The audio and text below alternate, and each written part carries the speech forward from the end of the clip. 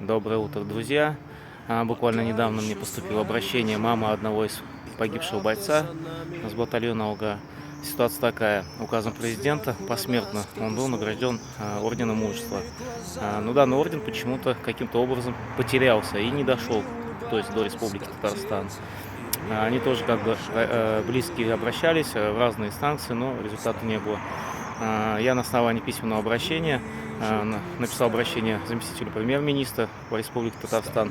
Далее руководитель, получается, аппарата республики дал распоряжение как бы разобраться в данной ситуации. И вот буквально несколько дней состоялось торжественное вручение награды маме бойца. Всем добра, друзья. Помогайте друг другу. Это результат нашей общей работы с близкими бойцами. Всем удачи. Станем